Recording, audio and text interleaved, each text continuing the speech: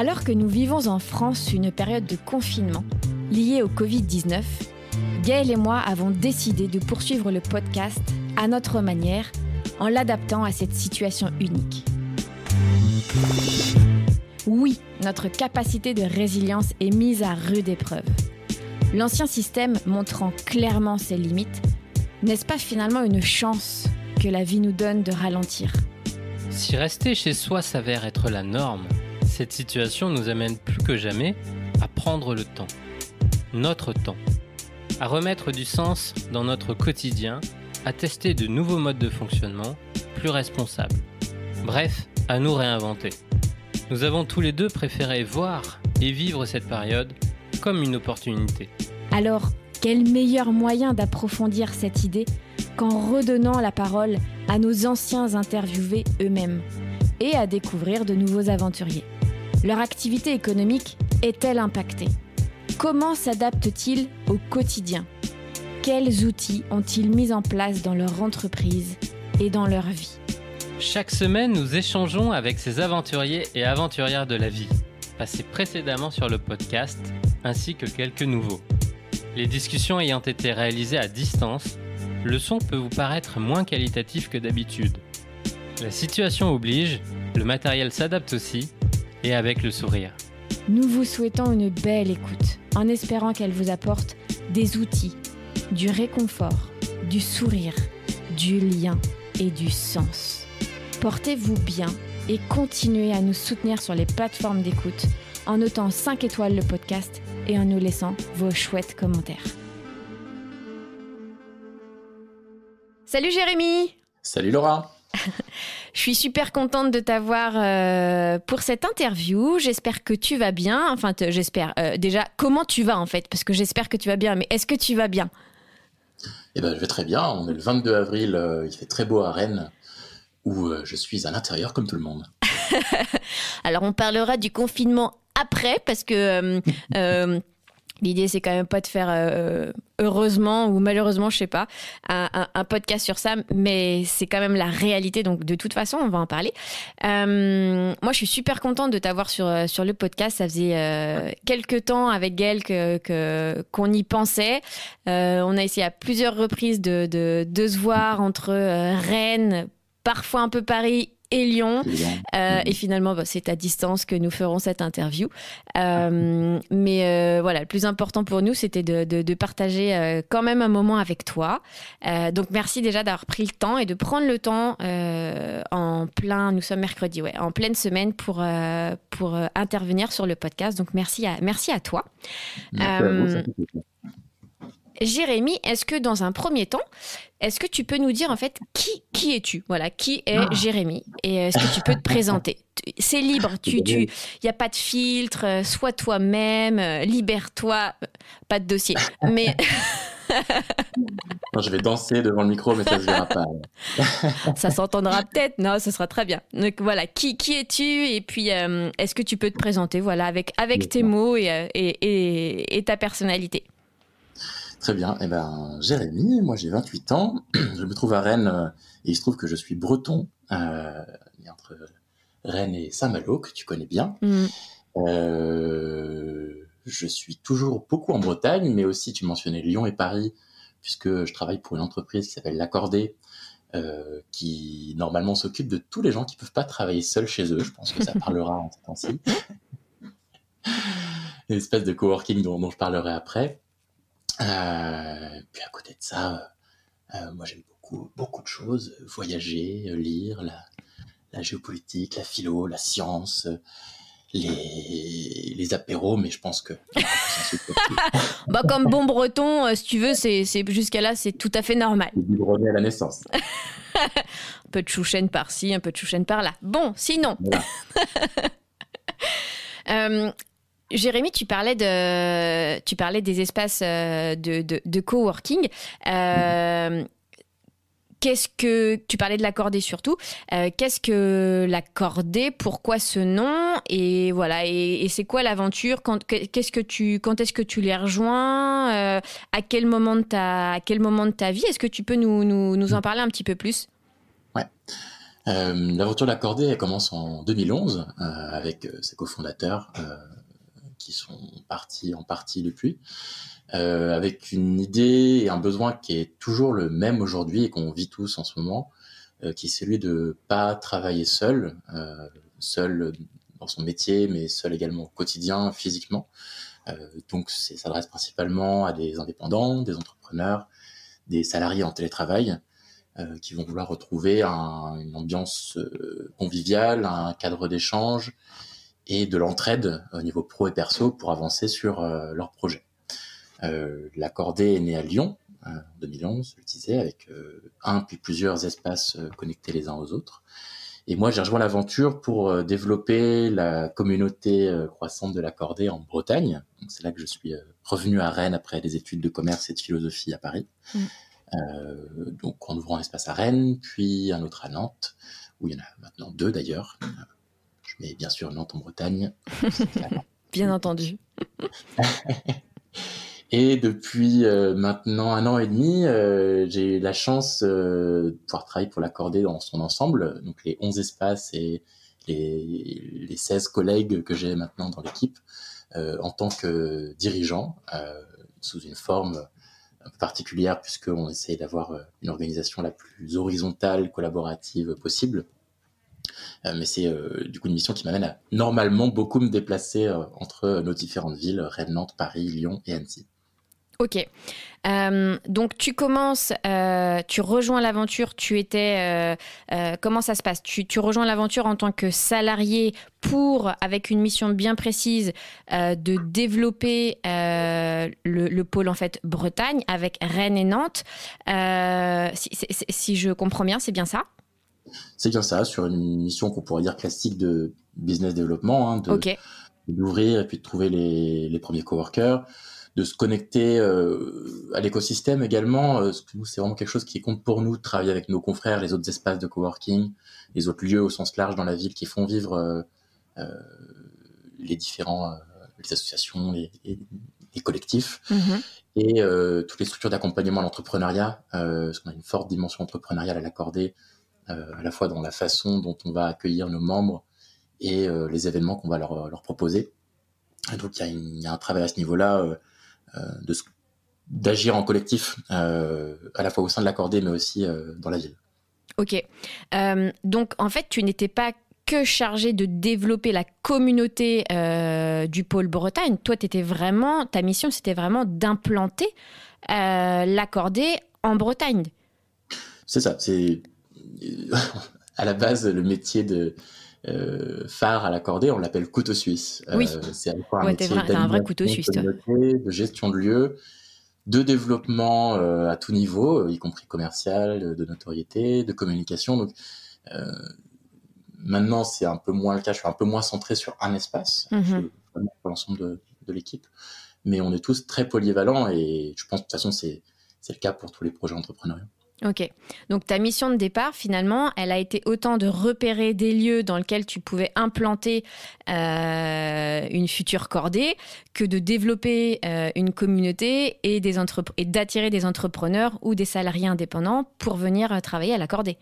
Tout à fait. Puis, dans un moment de contribuer à recruter nos futurs collègues à l'époque qui ont depuis repris l'animation des espaces en question, puisque il est évident que je ne pouvais pas être dans 3 espaces à la fois. Ok. Donc, tu te retrouves en fait à gérer donc le développement de l'implantation et le développement du pôle un petit peu Bretagne. Et aujourd'hui, tu parlais beaucoup de Lyon, donc tu as évolué aussi dans ta mission. Aujourd'hui, c'est quoi ton boulot à l'accorder, mais en fait de façon, je crois que tu as pris aussi beaucoup plus de hauteur. J'ai l'impression que tu as aussi dans cette nouvelle mission une vue d'ensemble que tu n'avais peut-être pas avant. Donc, quelle est ta mission du actuel? C'est quoi ton job en fait en ce moment?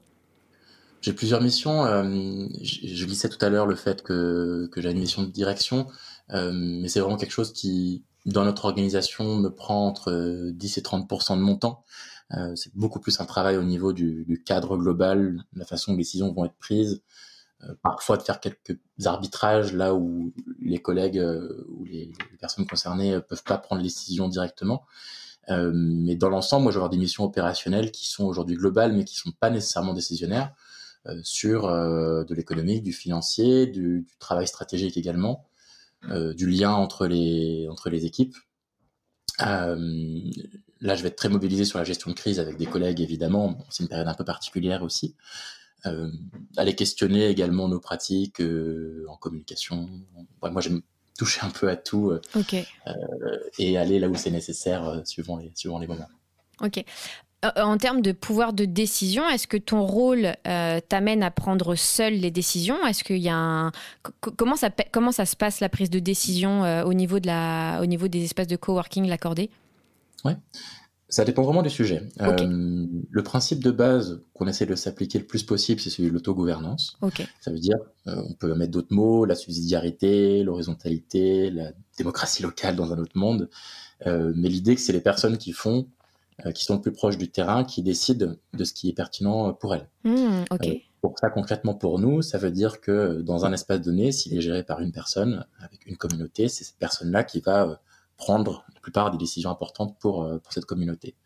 À l'échelle d'une ville où on a plusieurs espaces, ça va être du coup une équipe qui va aussi décider de choses pour la ville.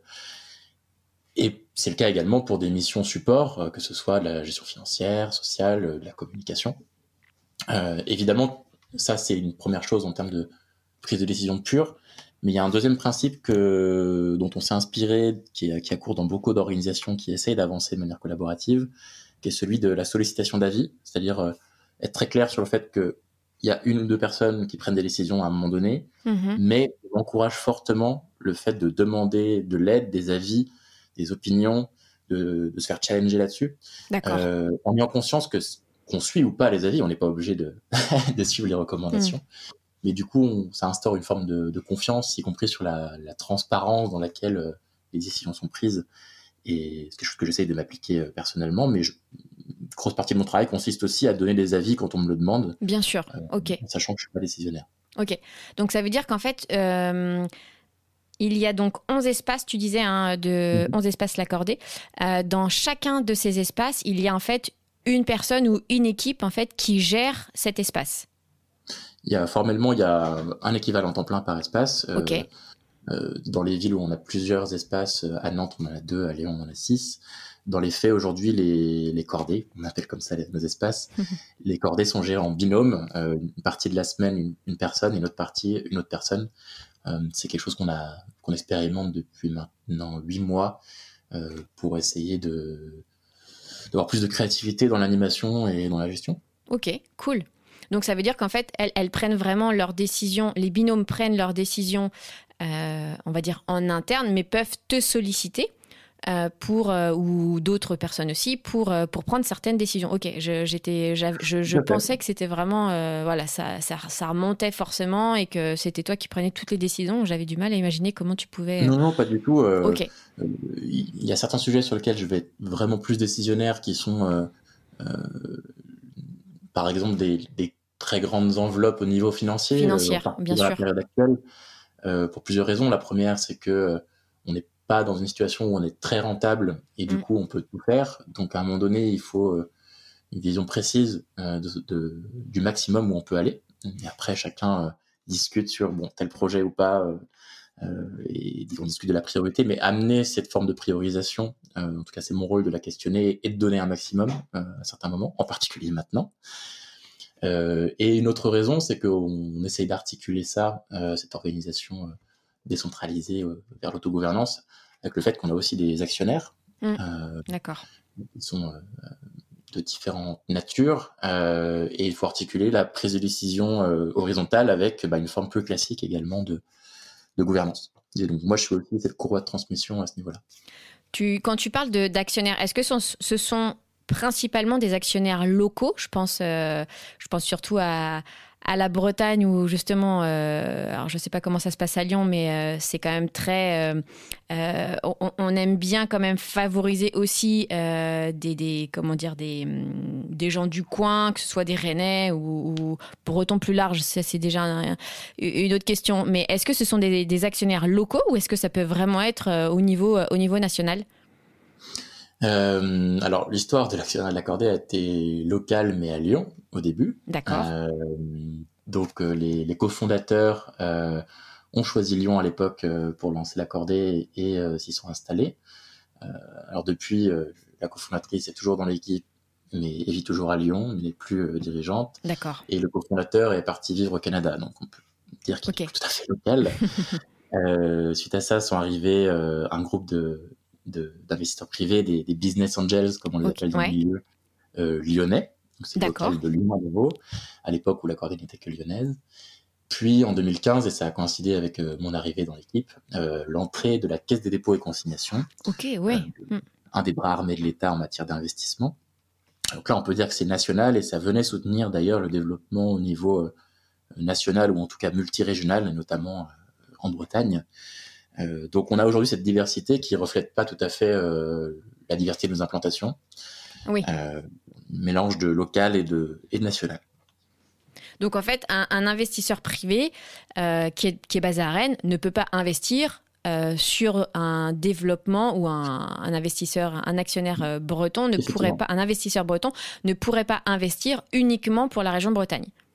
Alors, en tout cas, c'est pas comme ça que le modèle a été construit jusqu'ici. Oui, on a une seule entreprise, il n'y a pas de franchise l'accordé pour plusieurs raisons, certaines liées à notre vision du travail et d'autres à la façon dont notre offre est construite. Il y a une offre unique l'accordé avec une seule équipe salariée.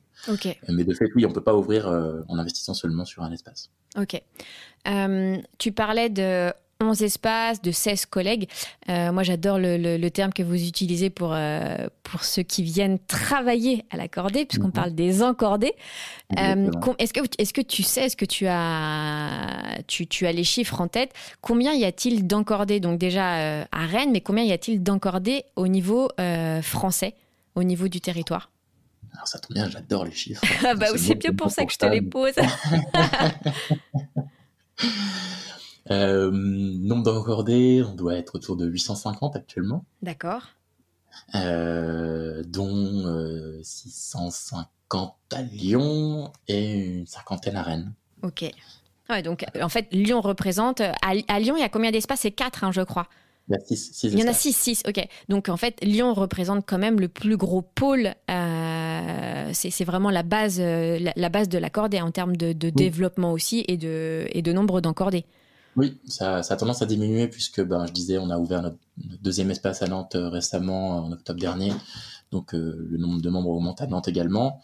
On se projette, nous, à terme, dans le fait d'avoir plusieurs espaces dans chaque ville où on est présent. Donc, d'accord. On sera aussi à Rennes, peut-être dans d'autres villes en France, des métropoles. On avait des projets avant la crise actuelle. On verra comment les mener, passer la période d'incertitude. Donc oui, Lyon est encore prend encore de la place dans notre organisation, mais le fait aussi qu'on ait décentralisé la prise de décision fait que c'est pas le siège au sens classique du terme. Il n'y a pas Lyon et les satellites. Il y a des villes qui sont à égalité dans la prise de décision. Ok. Tu parlais, donc l'aventure a commencé en 2011. Est-ce que tu sais pourquoi il y a eu cette envie de créer un espace de coworking qui aujourd'hui représente ces 11 espaces? Est-ce que tu te souviens d'où venait cette envie de créer un espace de coworking à Lyon?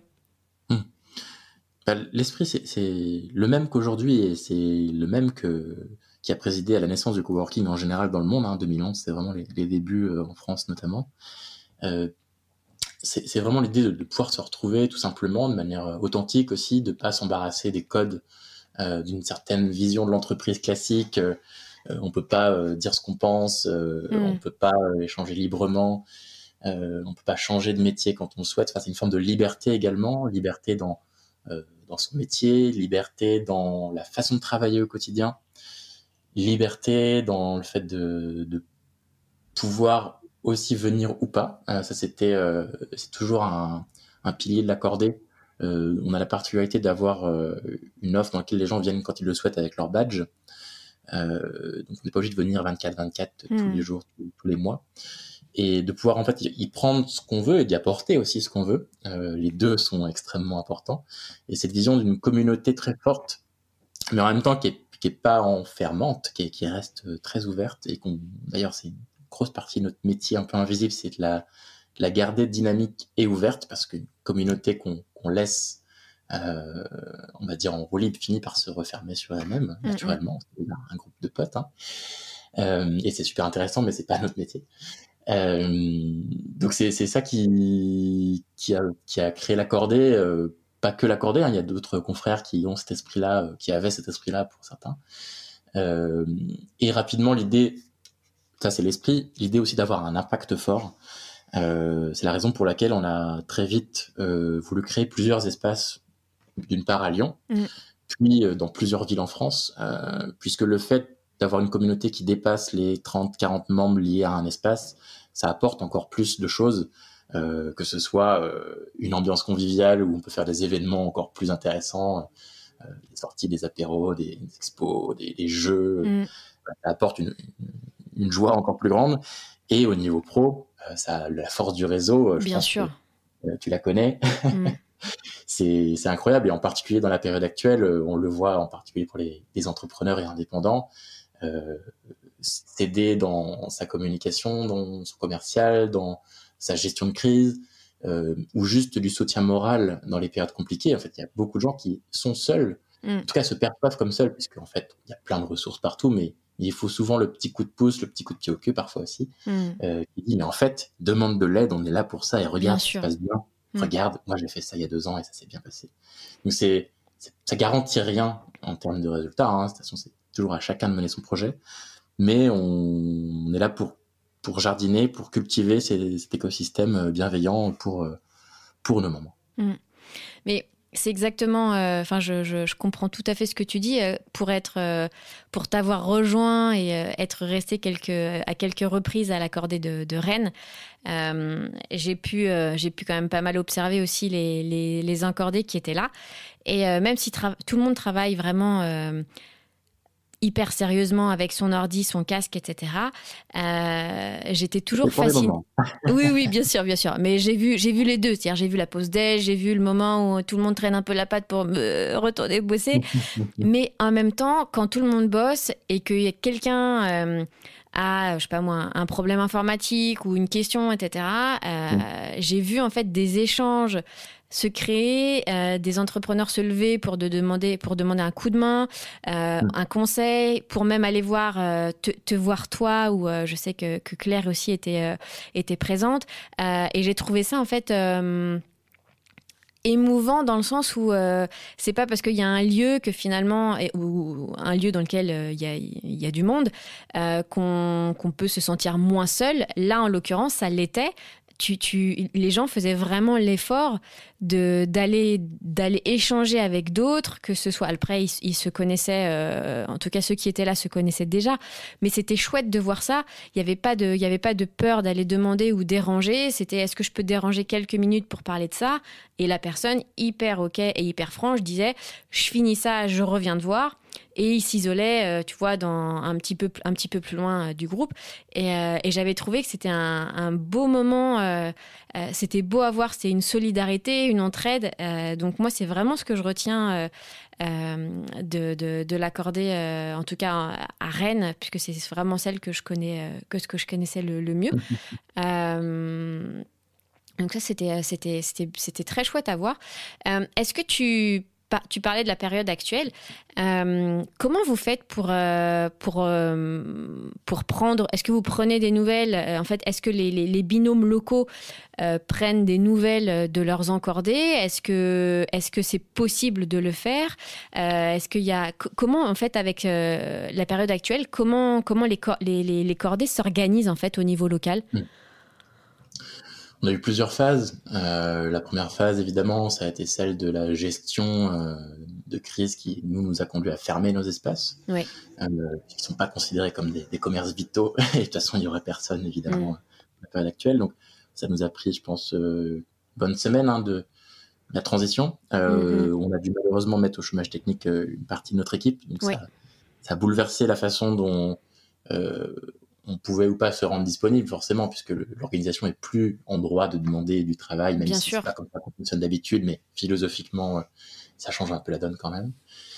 Après, pour te répondre, oui, évidemment, on a gardé le lien avec nos membres de manière désordonnée dans un premier temps et dans un deuxième temps de manière plus coordonnée.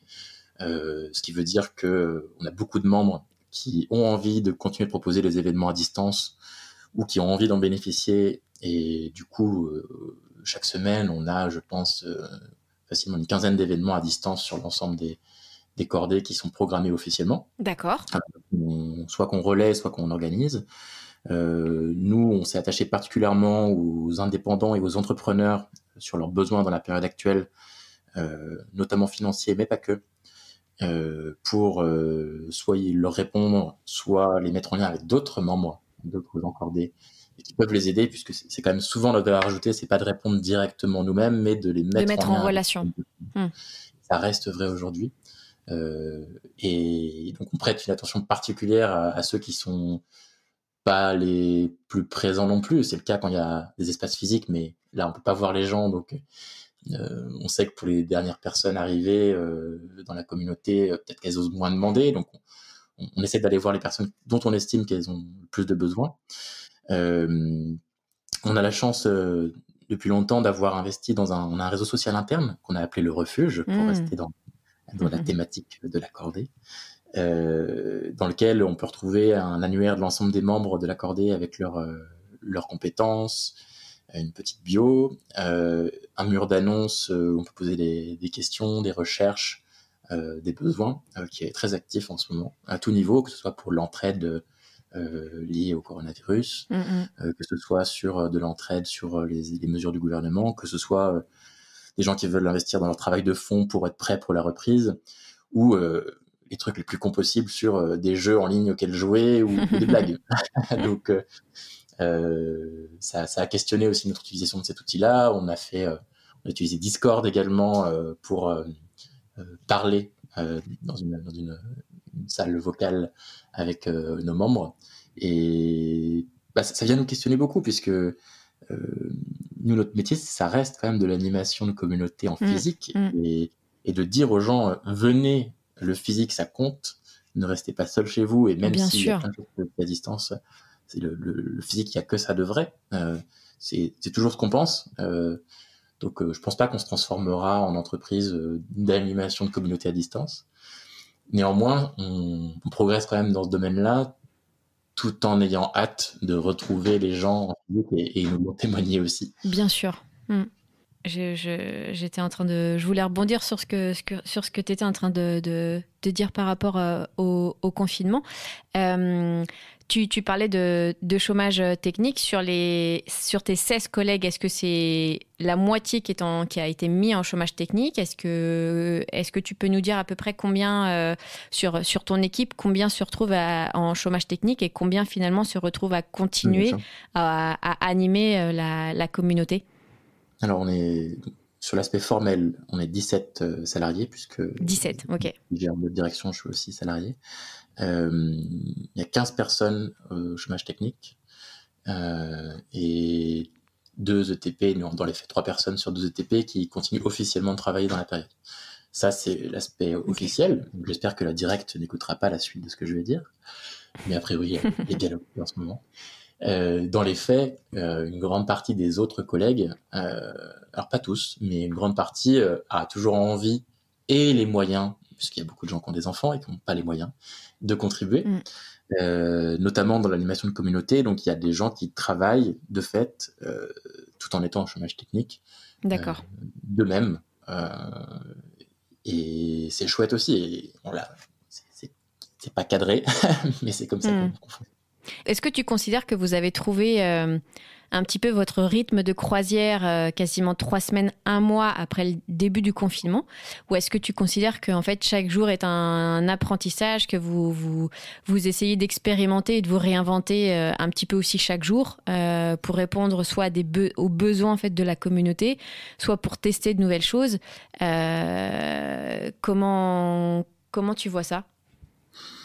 À plusieurs niveaux, le rythme de croisière, je pense qu'au niveau individuel, on l'a un peu tous trouvé. Et ça, c'est important que chacun se sente bien au quotidien Oui. parce que ça, de manière générale, dans toute organisation, mais en particulier dans la nôtre où on est vraiment axé sur l'humain et qu'on essaye d'être le plus authentique possible au travail. Donc, si ça fait partie de nous, en fait, quand on va mal, c'est qu'il y a quelque chose à signaler. Donc, je pense que dans l'ensemble, l'équipe va plutôt bien dans son rythme aujourd'hui. Dans notre façon d'animer à distance, je pense qu'on a trouvé un rythme également. On va aller encore plus loin si le confinement se prolonge encore, mais même pour les 3 prochaines semaines, on a encore plein d'événements en tête. Nos membres sont ultra créatifs, donc c'est jamais les idées qui manquent. Chaque jour, il y a quelque chose qui arrive, on se dit ah ouais, ce serait chouette. C'est presque plus de choisir avec les moyens limités que comme d'habitude finalement. Ouais. Que de trouver la créativité. Après, pour moi, il n'y a pas de routine, hein, parce qu'on est aussi très focalisé pour une partie sur la reprise. Il y a énormément d'incertitudes sur la façon dont on va pouvoir le faire. Ouais. À quel point ça va bouleverser notre modèle économique, le fait d'avoir une distanciation sociale prolongée dans nos bureaux. Parce que, évidemment, nos hypothèses d'équilibre économique sont basées sur un certain taux de remplissage qui va probablement se casser la gueule si on doit tous être espacés de 2 mètres au travail. Bien sûr. Donc il y a plein d'incertitudes. Après, on se prépare aussi à s'adapter au fur et à mesure des annonces, donc on sait qu'il ne faut pas trop se préparer non plus. Ouais. Néanmoins, c'est pas le travail qui manque.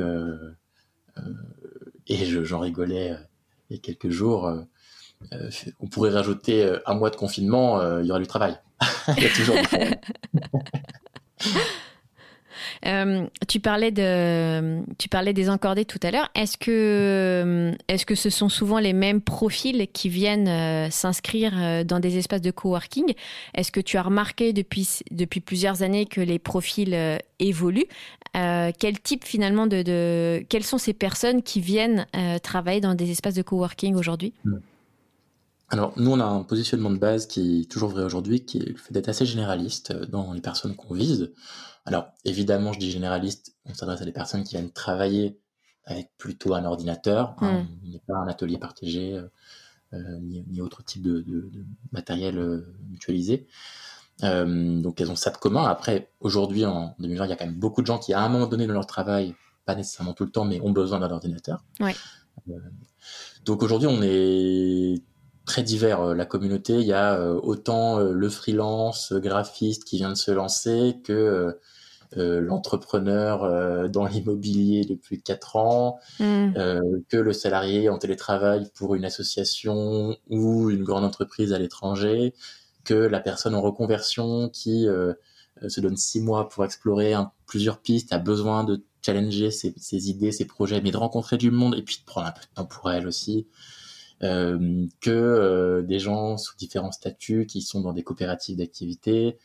On peut avoir des jeunes qui sortent d'école, qui sont stagiaires, comme des personnes qui étaient avant costume cravate dans une direction RH, qui arrivent en costume cravate et puis se rendent compte qu'en fait il n'y a pas besoin. Ils ont encore un peu les codes classiques et puis se détendent progressivement.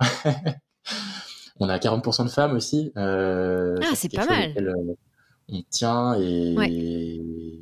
Après on n'a pas tant que ça de levier dessus. Hein, le levier principal pour nous, c'est le cadre général autour de la bienveillance et l'attention à l'humour en particulier, parce que c'est là où il peut y avoir le plus de routine qui s'installe. Je pourrais en parler si ça t'intéresse. Ouais. Carrément. Je crois que oui. Et après, côté âge, on a la moyenne / médiane est autour de 35-36 ans. Donc, on a un peu de tout. On n'est pas le coworking des jeunes start-upers de 25 ans. Ouais. Clairement. Après, on sait qu'on voudrait aller plus loin, hein, clairement, dans le fait d'élargir et d'inclure encore plus de personnes dans cette communauté. On a mené des projets par le passé pour aller viser des chercheurs d'emploi, bénéficiaires du RSA, des entrepreneurs réfugiés, à Lyon notamment. On travaille actuellement sur un nouveau partenariat avec l'association Singa. Oui. pour intégrer Super asso. leur nouvelle promo lyonnaise à l'accordé, Ouais. en tout cas une partie. On sait parce qu'on est implanté dans les métropoles que naturellement on attire aussi des gens qui sont en fait à une demi-heure de nos espaces au maximum. Donc on a envie d'aller plus loin que ces frontières-là, et que ce soit avec des programmes spécifiques, des événements, des partenariats. Voilà, on peut aller beaucoup plus loin dans l'inclusion, et c'est ce qui nous motive beaucoup en ce moment. Est-ce que ça fait partie justement des projets pendant le confinement sur lesquels vous essayez d'avancer pour élargir encore plus cette communauté d'encordés? Ou est-ce que ça fait vraiment pas partie des priorités du moment C'est quelque chose qui est important pour nous. Après, les dernières semaines ont plutôt eu tendance à ralentir ces projets-là, Ouais. puisque on peut pas, tant qu'on peut pas rouvrir, on peut pas intégrer qui que ce soit, d'une part. Et d'autre part, on avait répondu à un appel à projet de la Fondation de France, justement, qui était exactement sur ce sujet-là, c'est-à-dire l'insertion plutôt axée autour de retour vers l'emploi ou l'activité économique de personnes exclues au sens large par les tiers-lieux, D'accord. les espaces de coworking, mais qui a été annulée puisque la Fondation de France redirige ses financements du fait de la crise. Donc, on est en recherche de financeurs avec qui travailler en partenariat là-dessus. On va quand même avancer, nous, sur nos propres... sans rechercher d'argent extérieur.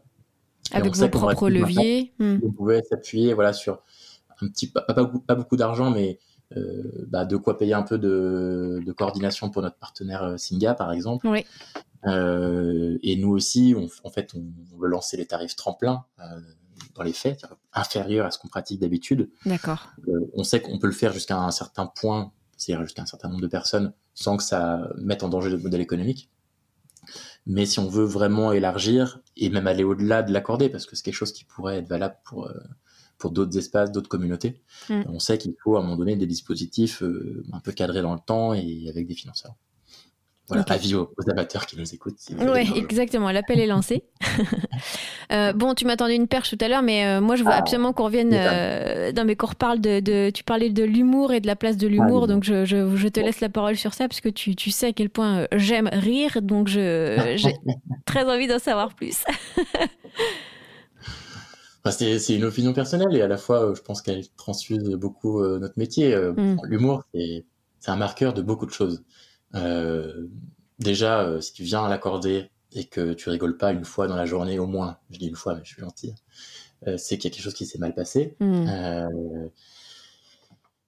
Donc on travaille sérieusement tous, hein. Il y a plein de professionnels de tous horizons qui sont plutôt bons dans leur métier en temps normal à l'accorder, mais on se prend pas au sérieux. On arrive à séparer les sujets et puis on arrive à rire de nous-mêmes. Je parle des encordés, mais je parle aussi de l'équipe de l'accordé, puisque on travaille dans l'humain, et dans l'humain, forcément il y a toujours des petites tensions qui peuvent arriver, y compris dans la gestion du lieu, les tasses qui sont pas lavées, ça arrive tous les jours, même après 8 ans d'existence.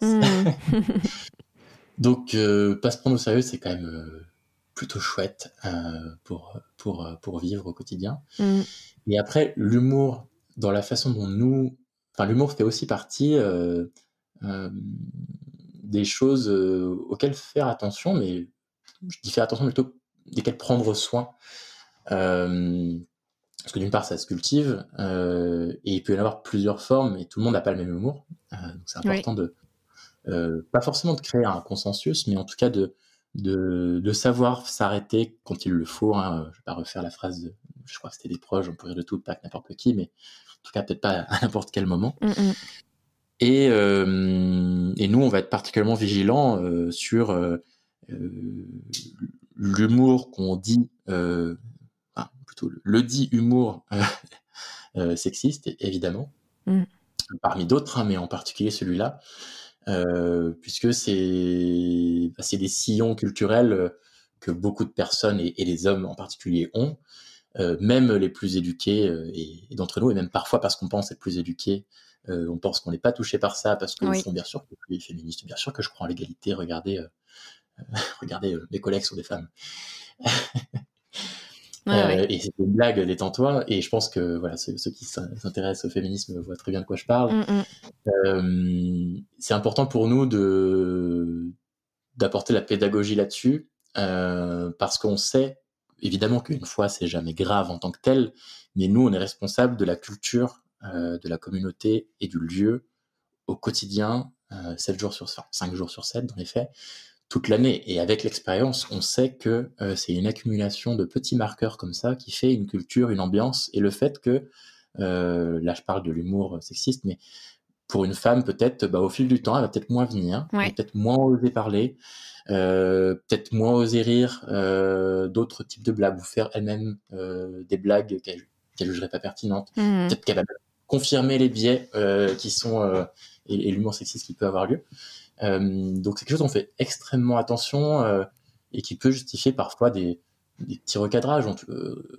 Je dis recadrage, c'est souvent beaucoup de pédagogie, et dans 99% des cas, ça se passe très bien.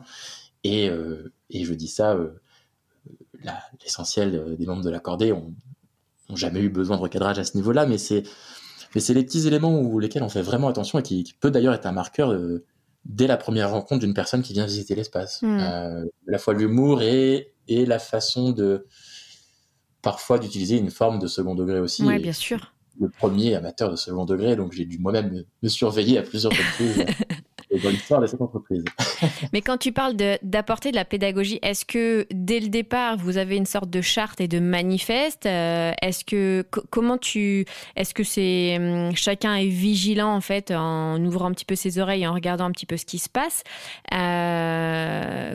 Comment apporter de la pédagogie ? Est-ce que c'est vraiment cadré avec, comme je disais, soit une charte, on va dire, écrite juste de façon, informelle, elle est à un endroit de l'accordé, ou est-ce que chacun doit signer cette charte ? Comment tu apportes cette pédagogie ? On a pu avoir des documents écrits, là on est en train de faire une charte à nouveau, pas forcément sur ces points-là, mais plus sur la gestion de lieu par exemple. D'accord. Au fond, moi je pense que c'est pas une question de formalisme, c'est-à-dire que le formalisme il est utile en dernier recours en fait, mais presque comme le tribunal est là quand on n'a pas pu répondre à l'amiable avant. Donc c'est le signe qu'il y a quelque chose qui cloche sur le fond, on va dire. Donc pour moi, il y a deux niveaux. Il y a, je pense que tout se joue d'une part dans l'intégration d'une nouvelle personne. C'est à ce moment-là qu'il faut comprendre les règles. Donc là, c'est une grosse partie de notre responsabilité à nous, puisque c'est nous qui accueillons la personne, qui lui présentons l'accordé, son fonctionnement, et qui sommes aussi à l'écoute de la façon dont elle l'accueille, à tout niveau.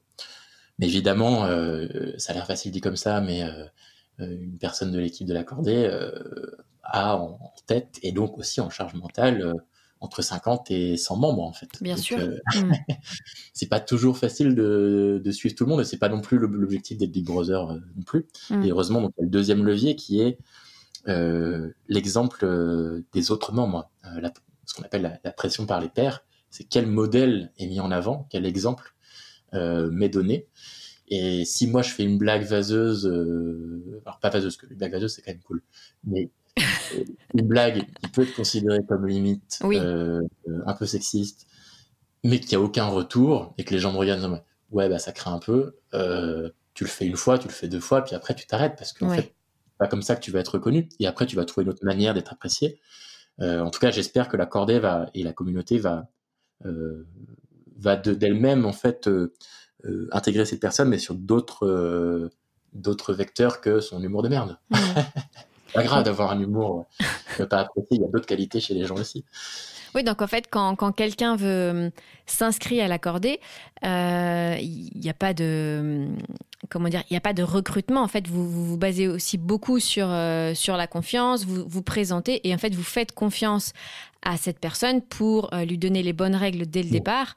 Et ensuite, c'est un petit peu aussi à elle à les digérer, à les intégrer. Et puis, mais effectivement, il n'y a pas de recrutement. Oui. Ok.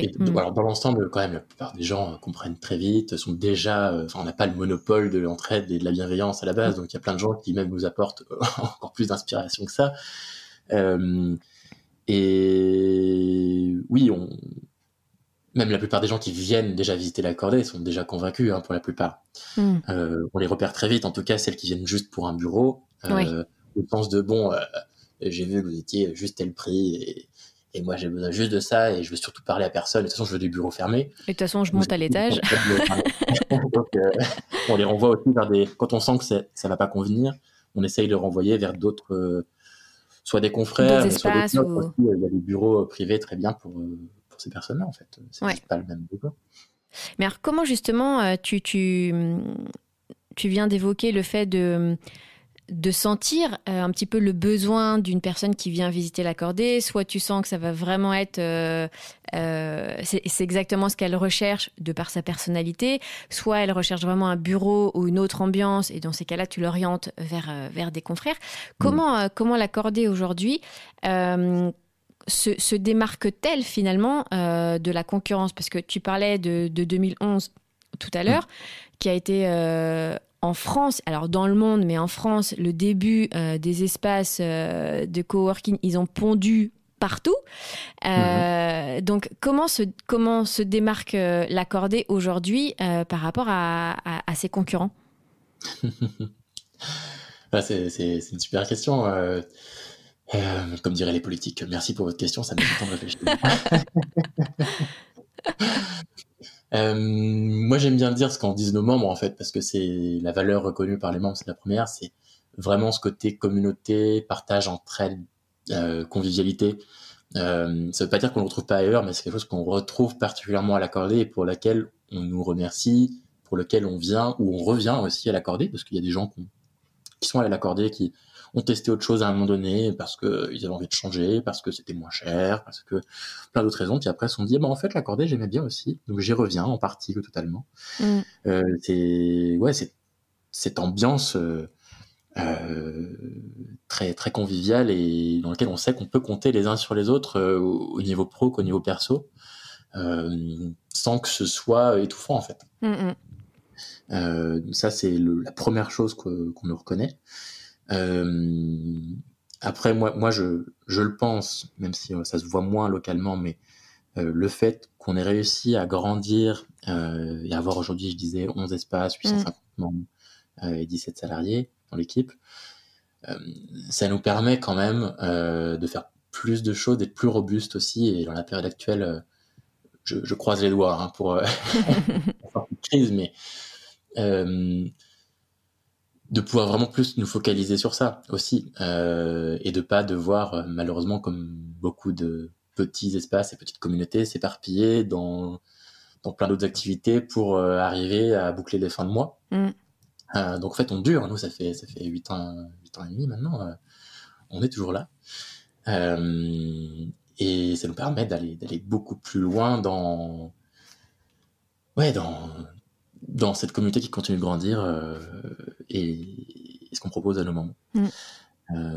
J'espère que ça continuera comme ça. On a plein de projets cette communauté qui a aujourd'hui 850, 900 membres. Elle a le potentiel pour atteindre d'autres villes, 2000, 3000 membres un jour. Je vous le souhaite. Je vous le souhaite vraiment. Plus le réseau est grand, plus il est fort. Et en tout cas, on est confiant en fait de le faire grandir tout en maintenant nos valeurs actuelle et initiale. Alors, je ne suis absolument pas payée ni sponsorisée pour dire ce que je vais dire, mais pour avoir passé pour être passée à plusieurs reprises à l'accordé de Rennes et en avoir visité d'autres espaces de coworking qui ne sont pas l'accordé. J'ai adoré. En plus, j'avais pris des photos que j'avais mis tout de suite sur Internet et à chaque fois, je me marre parce que tous les mois, Google me renvoie un message en me disant « Vos photos viennent d'atteindre un nouveau record et les seules photos qui atteignent des records, c'est les photos de l'accordé. » Et j'ai toujours bien aimé ce lieu. Alors, très probablement aussi parce que du coup je venais souvent te voir, donc c'était il y avait quelque chose de très amical aussi pour moi, mais je trouve que cet endroit est très convivial. J'ai assisté à quelques-uns de vos événements, des événements organisés là-bas. La déco, c'est pas tout immaculé en blanc, il y a de la couleur. En fait c'est très simple. C'est simple, c'est propre, mais dans d'autres espaces de coworking, c'est tellement, ça fait presque penser à des univers start-up. Donc, c'est nickel, le dernier meuble à la mode, c'est blanc.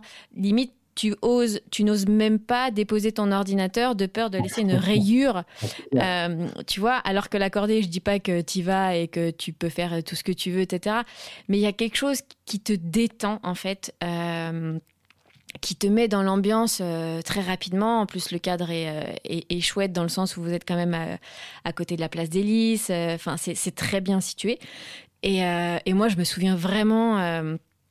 c'est lié à Claire et toi, mais je me souviens vraiment d'une ambiance, autant dans la déco, dans les couleurs, que dans l'ambiance, on va dire, avec les autres encordés, de quelque chose de très, très convivial. Et pour vraiment en avoir vu vu d'autres un petit peu aussi partout en France, c'est vraiment un lieu parce que j'aime beaucoup aussi Rennes, mais c'est vraiment un lieu qui m'avait beaucoup marqué parce que t'as différents coins aussi pour te poser.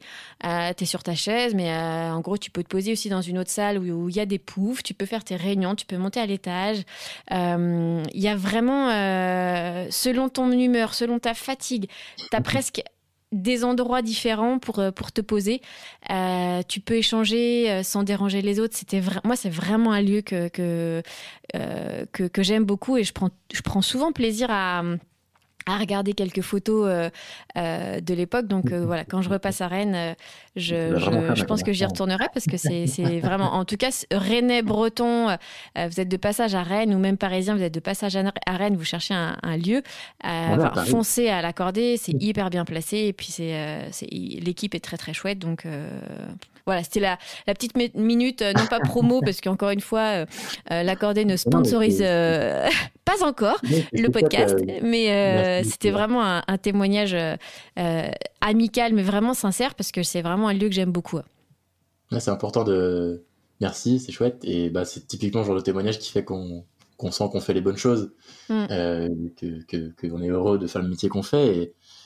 Et si je puis me permettre, dans la période actuelle, je pense que c'est important de se féliciter aussi ou de témoigner de la gratitude.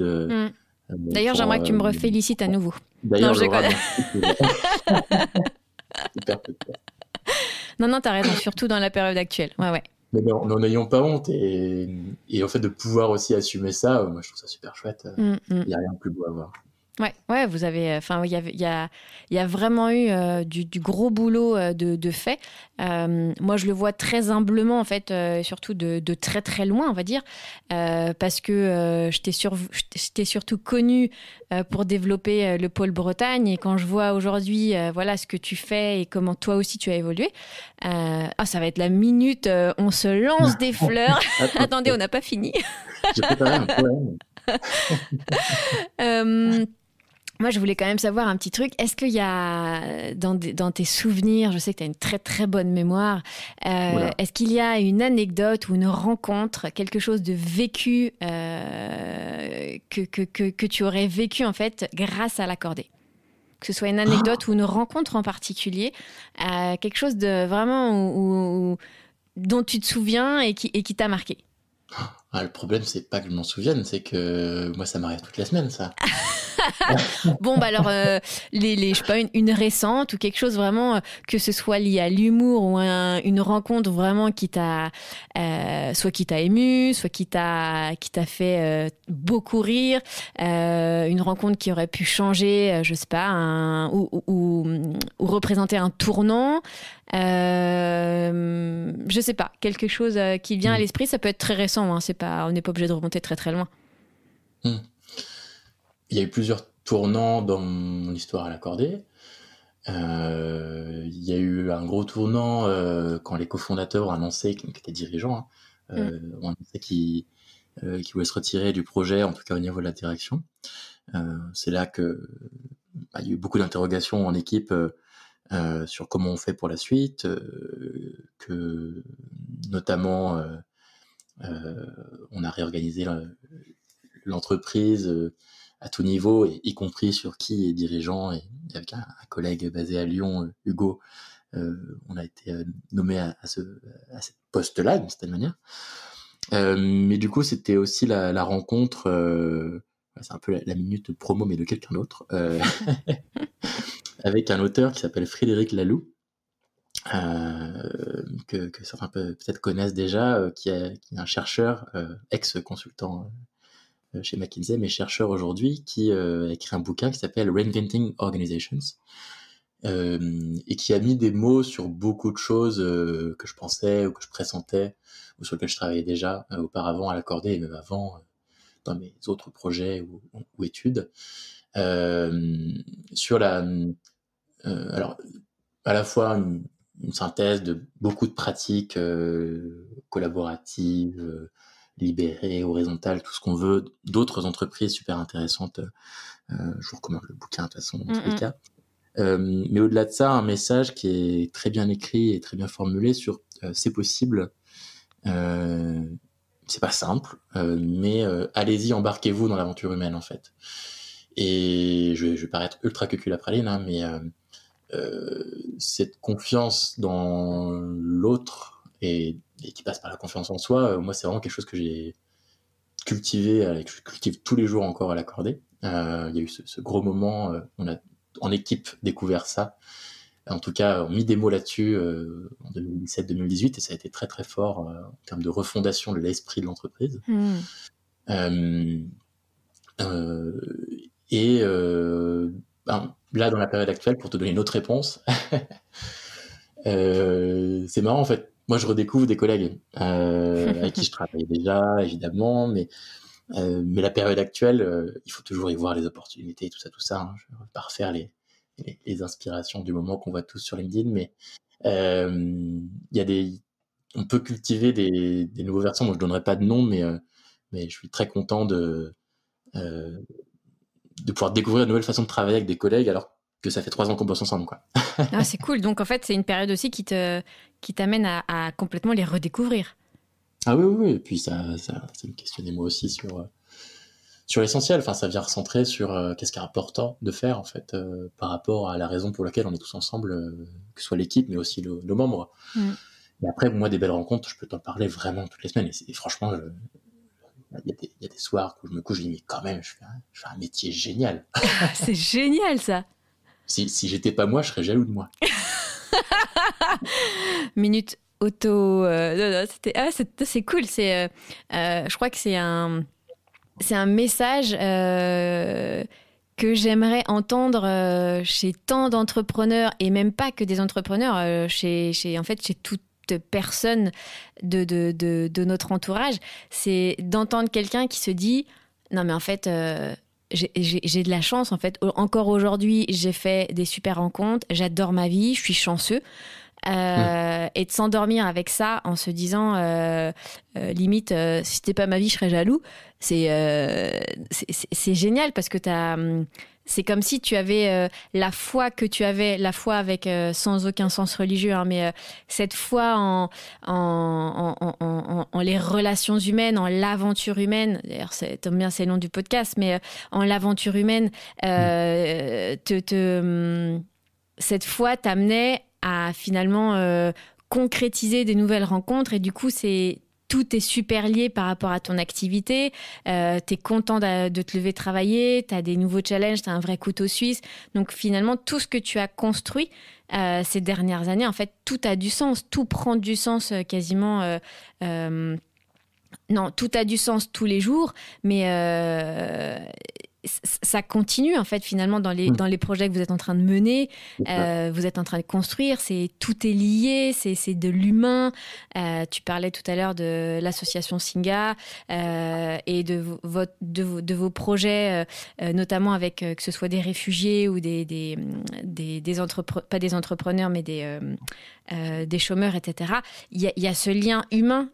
Vous allez toujours vers en fait. Enfin, en tout cas, toi, c'est très chouette. C'est à la fois terrible et en même temps génial. Et quand il y a du sens, nous, on rêve d'un monde du travail qui soit plus solidaire, plus convivial, plus créatif, plus plein de choses. Et ça, qu'on ait 800 membres ou 10 000, qu'on ait 11 espaces ou 0, enfin j'espère qu'on n'aura jamais 0, que on doit faire avec les moyens du bord ou qu'on ait plein de moyens, on n'aura jamais fini parce que c'est la vie en fait, tout simplement. Et ça c'est ultra stimulant. Et là je te parle du côté positif, il y a aussi des façons de le dire avec plus de colère sur des choses qui vont pas, qui nous donnent envie d'agir. Il y a aussi ça, parce que c'est pas toujours le sens dans lequel va la société, la solidarité et l'entraide, mais ça nous motive aussi beaucoup. On est clairement militants et convaincus de ce qu'on fait, ouais. Et on a la foi. Alors on n'a pas toujours le foie, parce que peut-être mieux par quelques problèmes de cirrhose. Mais la foi, on l'a. Tu parlais de Frédéric Laloux tout à l'heure. Du coup, c'était quelque chose que j'avais. Je te sais très très féru de lecture. Est-ce qu'il y a on va dire un livre ou un outil que tu pourrais nous recommander, alors que ce soit pendant cette période de confinement ou tout simplement un livre qui t'a particulièrement marqué, donc autre que Frédéric Laloux. Ça peut être un autre outil informatique, ça peut être n'importe quoi, quelque chose que tu auras quelque chose que tu auras envie de transmettre en fait. Ouais. Deux choses, j'aime jamais répondre directement. Ah, mais j'aime bien. Je triche avec le cadre. Non, mais sur le côté des livres que j'ai recommandés, il y a toujours un côté trouver le bon outil et ça ira mieux, et en fait ça marche jamais. C'est pas le contenu le problème en général, et je dis ça en particulier par rapport au bouquin Reinventing Organization, puisque une grande partie du message, mais que j'essaie de garder aussi, c'est quelle est la posture que vous avez, vous.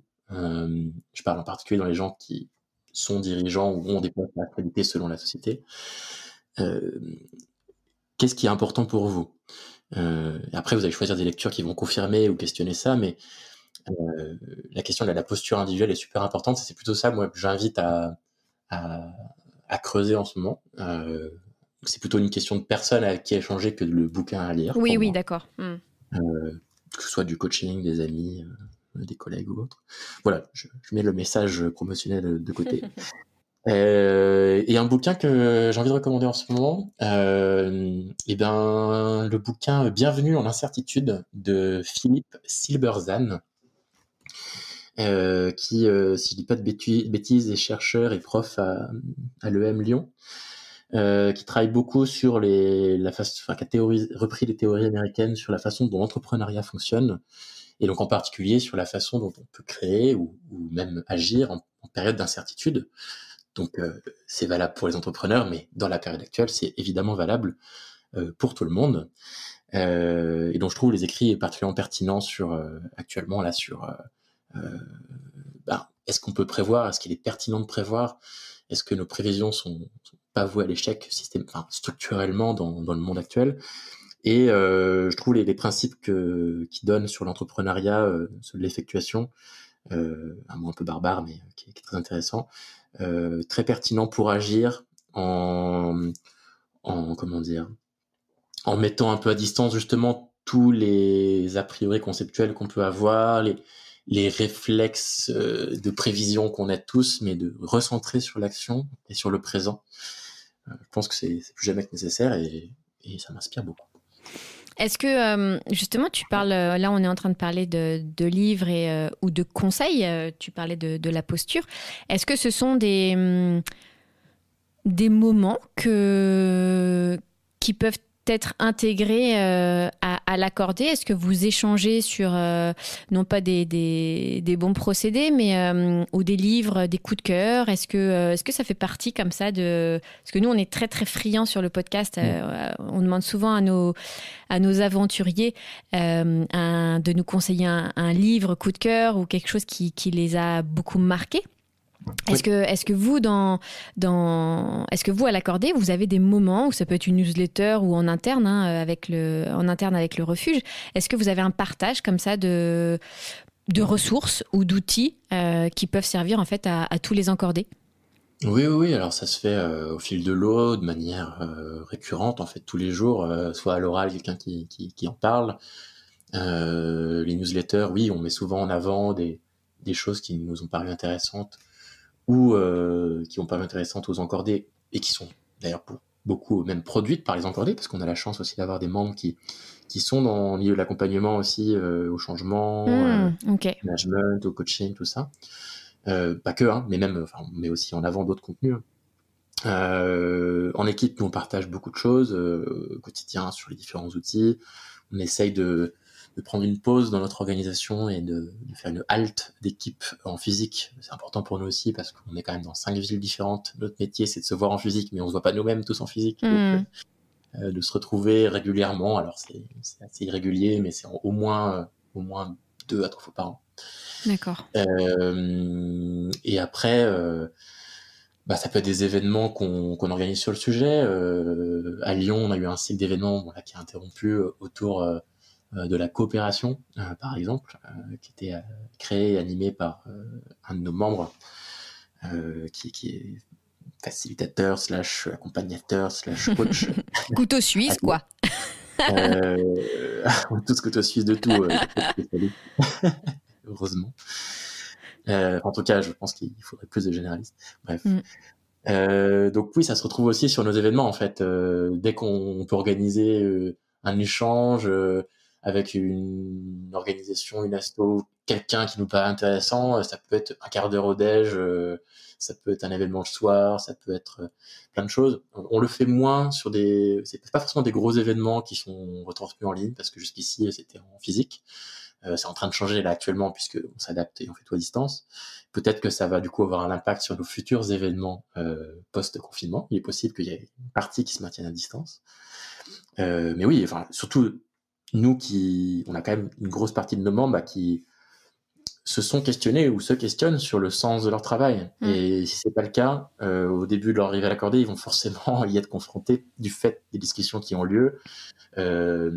Donc toutes les ressources à ce niveau-là sont assez facilement accessibles pour beaucoup. Enfin, c'est des questions qui sont récurrentes, hein, vraiment la question du sens. Oui, finalement, en fait, quand tu viens travailler en espace de coworking, je parle en tout cas de l'accorder, en fait, c'est quand tu pousses beaucoup plus, quand tu pousses plus loin l'idée, c'est pas juste un lieu qui finalement te permet de travailler ou d'échanger ou de rencontrer. En fait, c'est quand même un lieu, là tu parles de sens, tout à l'heure tu parlais de posture. En fait, c'est dans les discussions, ces discussions avec d'autres encordés ou le binôme en fait qui gère le lieu. En fait, ce sont ces discussions qui t'amènent très souvent aussi à peaufiner, à t'interroger, à te questionner sur cette question de sens, sur ta posture. Et je sais que à l'époque, surtout quand j'avais monté ma première boîte, c'est dans des échanges qui paraissaient informels, autour d'un café, avec une bonne ambiance. Du coup, c'est détendu. T'as pas besoin de vendre. T'as pas besoin de sortir ton dernier slogan. C'est en fait tu te vends finalement très naturellement puisque tu vends surtout ta personnalité et ta personne finalement avant tout. Et ça a toujours été dans des moments ou dans des soirées informelles à rigoler. Tu parlais du foie qui prend un petit coup de temps en temps. Moi finalement je me souviens, alors c'est peut-être avec nos soirées, donc on était déjà entre amis, mais c'est toujours dans des soirées bon enfant, mais sans pression, que finalement j'ai le plus grandi presque entrepreneurialement parlant, parce que ça m'a fait réfléchir sur le sens, sur ma posture, et donc c'est bien, c'est super d'avoir fait au sein de l'accordé, d'avoir instauré en fait cette ambiance et ces valeurs, parce que c'est super précieux en fait de travailler sur le sens et la posture aujourd'hui. Enfin, c'est la base, quoi. Ouais. L'essentiel se passe clairement dans l'informel, mais j'ai envie de faire modeste et de dire on n'a rien inventé. On a tous envie d'être comme ça, en fait. C'est pas une surprise pour beaucoup, et c'est presque au bout de quelques jours ou quelques semaines pour beaucoup le fait de constater en fait ça se passe bien. Je peux être moi-même. Voilà, je peux être de mauvaise humeur aussi, d'ailleurs. Je peux être triste à arriver à l'accorder. Alors, ça arrive pas pour beaucoup tout le temps, mais ça se constate plus que ça se découvre, en fait. On oublie que qu'on a tous envie de ça et de le reconnaître chez l'autre aussi, mais pourquoi on se prendrait la tête alors qu'il y en a besoin. Et c'est juste, c'est plus notre métier, c'est plus de dire vous avez le droit de le faire que d'apprendre à qui que ce soit à le faire en fait. Mais je trouve d'ailleurs que c'est en te posant ces questions sur le sens et ta posture que ton projet entrepreneurial, que tu sois graphiste, freelance, informatique, peu importe, quoique les informaticiens, j'ai mis un peu de côté. Non, c'est pas vrai. En fait, c'est en se posant vraiment ces questions de base que ton réel projet entrepreneurial prendra son envol et prendra tout son sens, quoi. Moi, je sais que j'avais fait cette erreur, j'en ai fait plein, des erreurs de gros débutants d'ailleurs. C'était de lancer, d'être parti sur un projet dont on m'avait soufflé l'idée, qui ne me correspondait pas du tout. Et finalement, je me suis scratchée parce que c'était pas moi en fait. Et finalement, aujourd'hui, c'est en ayant fait. Alors, il y a le voyage m'a beaucoup aidé aussi là-dedans, mais c'est en vraiment travaillant sur le sens, ta posture. Finalement, en fait, je suis qui, j'aime quoi dans la vie, c'est quoi mes kiffs, des questions mais simples, mais en fait qui sont la base. Et en fait, c'est de là que tes projets entrepreneuriaux, tes projets de famille, tous tes projets, en fait, prennent du sens et prennent vraiment leur envol, quoi. Ouais. C'est important. Donc, c'est primordial. En fait, dans le mot bienveillance, je me rappelle, parce qu'un coach un jour nous avait dit là-dessus, il y a à la fois de l'encouragement, il y a aussi de l'exigence. Et c'est, je pense, qu'on essaye de cultiver, parce que le problème, c'est pas un problème, c'est déjà très bien, mais c'est que quand tu lances ton projet, tu vas trouver des encouragements. Ta famille, tes potes en général vont t'encourager. Si c'est pas le cas, il faut en changer. Enfin, la famille, c'est compliqué, mais vu qu'ils n'ont pas la moindre idée de ce que tu fais, puis que de toute façon ils t'encouragent parce que c'est tes potes et ta famille, hein, évidemment que ce que tu vas faire c'est génial, ça t'est pas très utile. C'est un peu décorrélé de la réalité. Et donc d'avoir des gens qui sont purement exigeants sans t'encourager, c'est pas non plus très cool. Ça marche sur un rendez-vous, mais sur le quotidien, le moyen terme, ça te booste pas. D'avoir les deux, des gens qui comprennent quand même c'est quoi lancer une boîte, ou en tout cas le domaine dans lequel t'es, ou en tout cas qui sont questionnés aussi sur le sens et qui voient que là t'es un peu décalé, et qui ont l'exigence après de te le dire, bon là tu déconnes, ou là moi je pense que tu vas te foirer, mais après t'es une personne top peut-être, et voici ce que tu pourrais faire en appuyant plutôt sur tel levier ou autre. La combinaison des deux est intéressante. On arrive tout doucement à la fin de cet échange. Il y a quand même un truc que j'avais envie de te demander.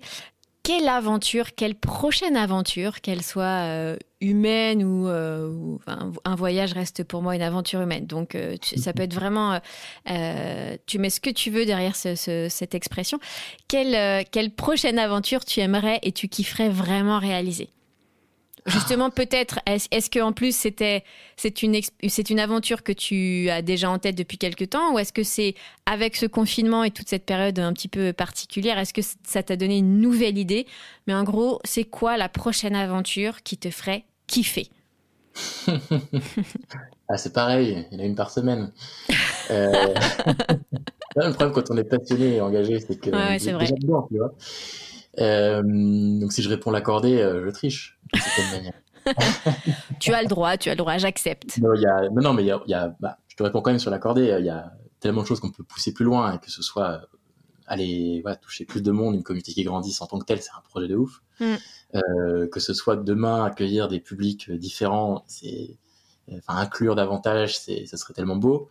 Pas que pour nous, mais avec des confrères d'espace dans les différentes villes. On était en train de réfléchir avant le début du confinement, et on est toujours dessus sur des formations pour accompagner à la création et au développement de coworking sur les territoires, parce qu'on n'a pas parlé, mais on a fait pas mal d'accompagnement à ce niveau-là, mais on lance des formations collectives à Lyon dans un premier temps, mais probablement à l'Ouest plus tard. Ouais. On sait qu'on a énormément de savoir-faire en dur, mais aussi dans notre capacité à mettre en lien, qui pourrait bénéficier davantage, notamment à des territoires qui sont moins riches que les métropoles. On a ce talent de mettre en lien, et on peut aller tellement plus loin. La question, c'est, la stratégie, les moyens, rester focus aussi sur Bien sûr. Ce qu'on sait et ce qu'on doit faire maintenant. Donc les projets, plus d'impact, plus de bonne humeur, moi ça me permet de me lever encore le matin sans problème. Après, à titre un petit peu plus perso, parce que là je te réponds quand même au pour niveau l'ensemble de l'accordé, même si c'est quand même ce que je fais aussi. À titre plus perso, moi je réfléchis, j'aimerais bien écrire un truc un jour. Autour de ça aussi, et sur sur ton expérience, des rencontres, et alors moi je lancerai pas de podcast, même si je crois que je connais des gens qui peuvent m'aider très bien à faire des podcasts. Petit clin d'œil à travers le micro. Mais je pense que le format écrit est peut-être à plusieurs mains avec d'autres personnes, pas forcément de l'équipe de l'accordé, mais moi j'ai la chance de pouvoir pas mal voyager entre les villes et aussi de parler à d'autres communautés, d'autres entreprises, d'autres collectifs. Et il y a quand même beaucoup de choses qui, avec la situation actuelle encore plus, mais convergent en fait dans une vision du monde, du travail, de la société, des relations sociales.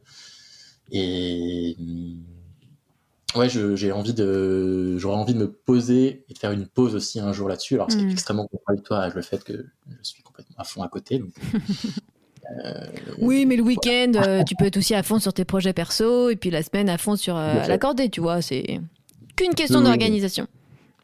En théorie, oui. Et ouais, ça serait déjà un chouette projet. C'est un beau projet. C'est un super projet. Est-ce qu'il y a quelque chose que tu souhaiterais rajouter, partager avec nous, que ce soit un message, si possible positif, parce qu'en plus c'est la fin de l'interview. Voilà, quelque chose, je te laisse complètement la parole, c'est libre, ça peut être de l'humour, une anecdote, n'importe quoi que tu souhaites partager avec les auditeurs. Voilà, Jérémy, c'est à toi. Oh, la pression. Le mot de la fin. Allez, le message quand même principal, j'aime bien répéter parce qu'on l'oublie. Les gens sont bienveillants, donc n'hésitez pas à faire appel à eux. Voilà. C'est très bien. On pense là de soi-même, mais on oublie que les autres le sont. Même à distance, même sur un premier contact, même sur... En fait, les gens ont envie de vous aider. Et il faut mieux, parfois c'est pas vrai, mais il vaut mieux se dire que c'est vrai par défaut, et souvent ça marche, c'est chouette. Et bien sur ce beau message de fin, déjà je te remercie à nouveau d'avoir pris le temps de partager ton expérience sur l'accordé. C'était très chouette de te parler, même si malgré la distance. Donc la prochaine fois, tu prépares ton foie. Nous aurons plein de choses à fêter. Donc merci encore à toi. On est super content de t'avoir accueilli en tant qu'aventurier sur ce podcast. Écoute, moi je t'embrasse très fort. Je te dis du coup à très bientôt. Et puis voilà, j'espère que l'épisode vous aura plu. Et puis voilà, n'hésitez pas à le partager. À bientôt. Ciao. C'était la série #Sacrée Aventure. Si l'épisode vous a plu, vous pouvez le noter 5 étoiles sur Apple Podcasts et les autres plateformes d'écoute. Cela donnera à d'autres la curiosité et l'envie de découvrir notre podcast. Dans cette période spéciale de confinement, continuons à prendre des nouvelles de nos proches, de nos amis, de notre réseau. Garder le lien s'avère une excellente façon de conserver la santé. Alors, continuons à découvrir notre capacité de résilience, à nous réinventer au quotidien et à ralentir en prenant soin de nous-mêmes et de notre entourage. Prenez soin de vous et à bientôt pour un prochain épisode #Sacrée Aventure.